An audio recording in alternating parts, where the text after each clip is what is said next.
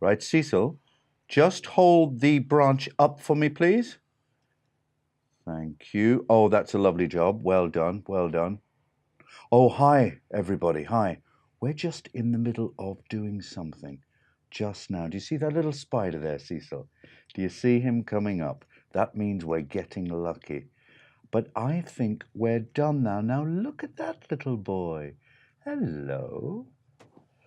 The animals are coming out, Cecil. I think we're nearly getting there. Okay, you can put the branch down now. Cecil brought this branch into me today, and thank you for doing that. Thank you for looking after something that's in pain.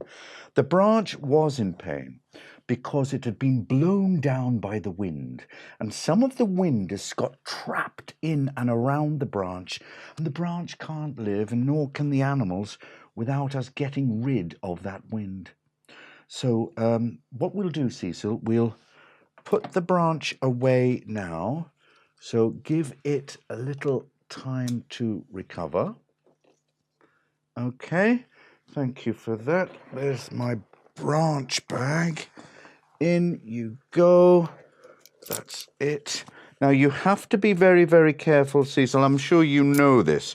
When you've been handling the wind, you must be careful about your skin. That's right. Well done. And you go into the recovery section with the article. Well done. Because the wind can burn you. That's how strong it is. So what I like to do myself is get the only thing that will work, which is apple. So I'm going to get a bit of apple and rub that into my skin. And what that does, it stops wind burn. Okay? All right. There you go. Did any other part of you touch the wind, Cecil? No? Good. Excellent. So we'll do that. Do you know, Cecil, there are so many things in this world that are invisible. And they're still real. People think just because you can't see something means it's not real. Well, you can't see the wind, can you? And that's real. You can't see jealousy, Cecil, and that's real. And you can't see stories, and they're real. So, Cecil, I think we should have a story. What do you think? All right? Well, Cecil, your job, you're on the bell. Ring the bell to bring the story into the room.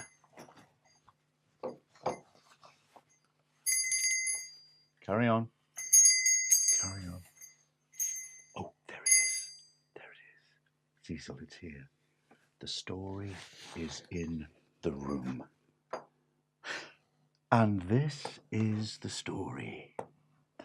Once upon a time, in the vasty land of China, there was a little girl. Now, this was a few centuries ago. And the little girl's name was Chun Li Ling. And she was a very, very lucky little girl. Now, she wasn't lucky because she lived in an enormous mansion with big stone dragons on every gable end. And she wasn't lucky because she had a bamboo bed. And the bamboo bed, it hung from the ceiling on silk ropes. And when she used to get into the bed, well, the servants used to come and they used to rock her to sleep. They used to go,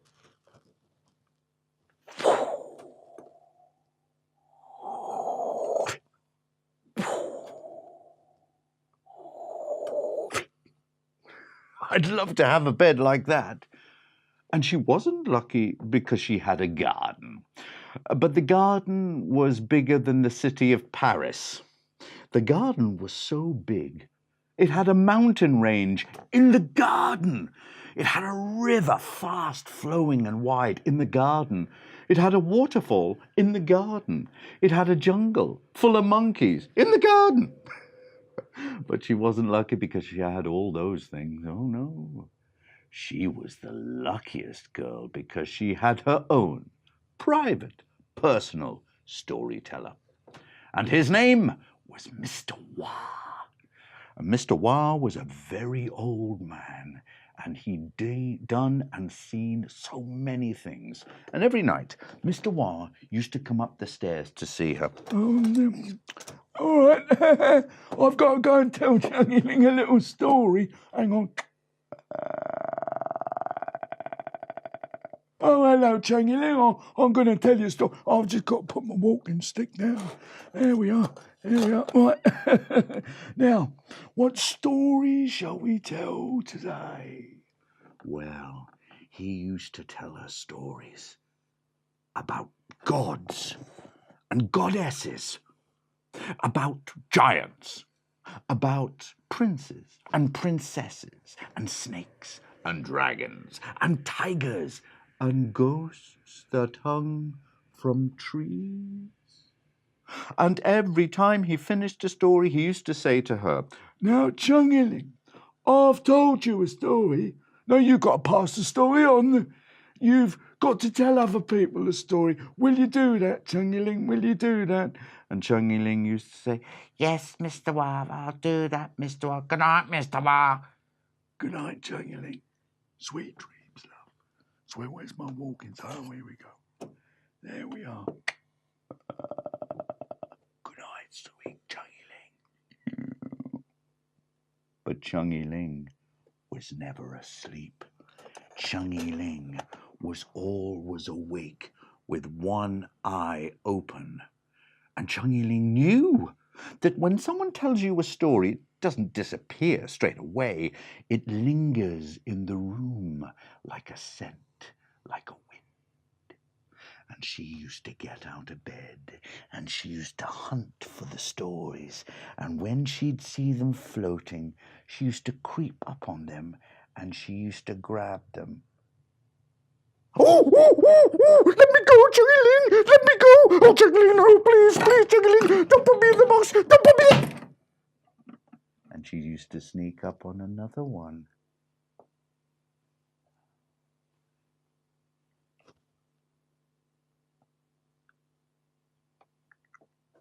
I've been lifted, Chun Li Ling, please, don't put me in the box, don't put me in the box, Chun Li Ling.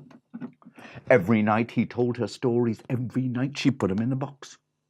And when she went to school, she used to be in the playground. And children used to come up to her. "Oh, will you be one of the boys? Will you stand up, please?" Right. But you're a boy. Scratch, scratch. One of the boys used to come up to her. And the boys used to say, "Hey, Chun Li Ling, yeah? Will you know me, yeah? Will you know you, yeah? Will you know us, yeah? Well, you know you got a storyteller called Mr. Wah, yeah? Can you get Mr. Wah to tell us some stories?" And Chun Li Ling used to say, "No, he's my storyteller. Get your own."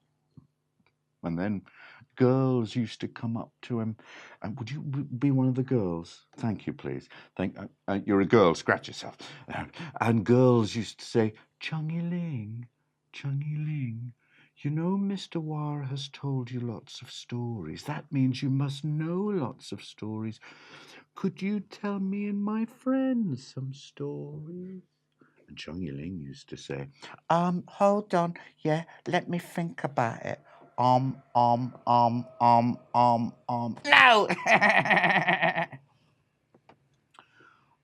After all those years of being told stories and not passing them on, and instead putting them in the box, Chun Li Ling was now 16. She was very beautiful. Her hair was as black as the bottom of a well and reached down to part below her waist. And she was sitting at the breakfast table and she was eating her perfumed rice with slices of delicious honeyed fish, and she was eating with her chopsticks. And then Mr. Wah came running in. Mr. Wah was holding something in his hand. "Oh, Chun Li Ling, guess what?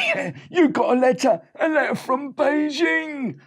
"Oh, a letter from Beijing, Mr. Wah. Give me the letter from Beijing, Mr. Wah." Beijing is a very big city in China. So she opened the letter and she began to read it. Oh,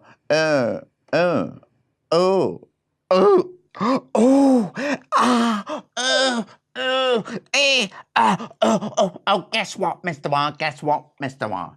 You know my cousin what lives in Beijing? She's getting married and I've been invited to the wedding. So, Mr. Wah, you have to go upstairs and pack my red dress, the nice dress, the lucky dress. Hurry up and get my dress ready. Oh, and by the way, Mr. Wah, the invitation's just for one. You're not coming. Well, Mr. Wah, he went upstairs to pack her red dress. Oh, well, she's 16, so I suppose she's allowed to go to Beijing on her own. Yeah, hold on. He opened the door, and then he stopped.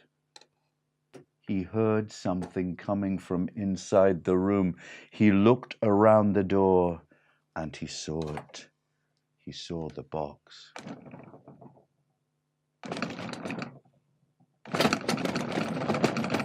The box was shaking, and then voices came from inside the box. And one of the voices said, "It's so packed in here, I can't breathe. I've been in here for years, I can't breathe. Get your foot off my face." Then another voice said, "She's going on a journey to Beijing. She's going on a journey, so I'm gonna turn myself into a field of strawberries. Lovely, juicy, delicious strawberries. But the strawberries will be full of poison. So when she picks and eats the strawberries, she'll die screaming."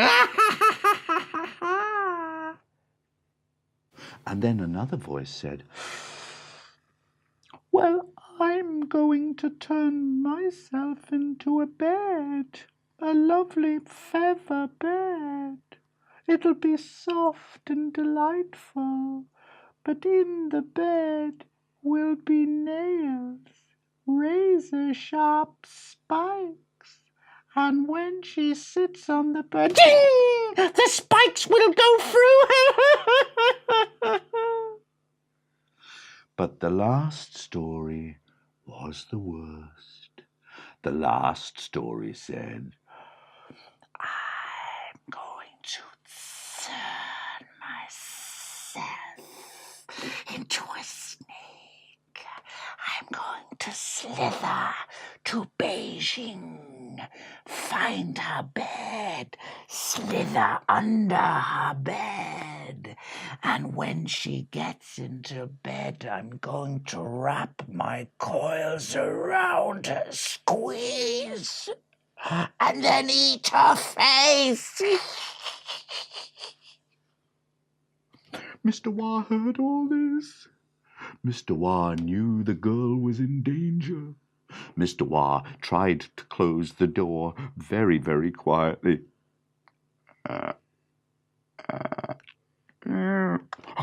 "I've got to go downstairs and tell Chun Li Ling. I've got to go downstairs to Chun Li Ling." He got downstairs. He went up to Chun Li Ling. He said, Chun Li Ling, guess what? Where is it, Mr. Wah? Have you packed my red dress, Mr. Wah?" "No, Chun Li Ling, Mr. Wah, I told you to go upstairs and pack my red dress." "No, Chun Li Ling, but upstairs." "Mr. Wah, I told you once and I've told you a million times.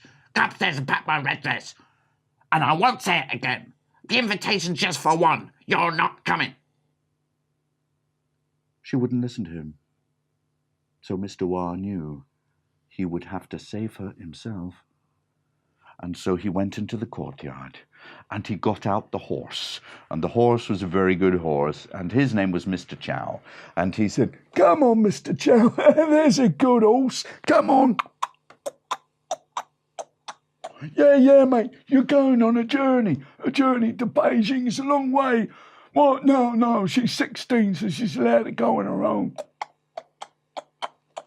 And he held the horse in the courtyard. Chun Li Ling came in. "Oh, good, Mr. Wah, you packed my red dress. Oh, Mr. Chow's ready. So I'm going to get on the horse now. And now I'm going to go to Beijing on my own because I'm 16 and I'm allowed. Give me the reins of the horse, Mr. Wah." Give me the reins of the horse, Mr. Wah. Mr. Wah did not give her the reins of the horse. Mr. Wah, give me the reins of the horse, Mr. Wah. Instead, Mr. Wah began to pull the horse on his own and walk the horse out of the courtyard. Mr. Wah, give me the reins of the horse, Mr. Wah. Give me the reins of the horse, Mr. Wah, Mr. Wah, Mr. Wah, Mr. Wah. Oh, Mr. Wah. Oh, I'm really going to get you when I get to Beijing, Mr. Wah. And so the old man led Chun Li Ling and Mr. Chow onto the dusty road to Beijing, knowing that there were dangers along the way and not knowing if they would come back alive. Oh, if you want to listen to the second half of this story, well, wait on, and the story will be loaded for you. But for now, let's take a break. Cecil, let's say goodbye for now. Come back to the Story Emporium repair shop.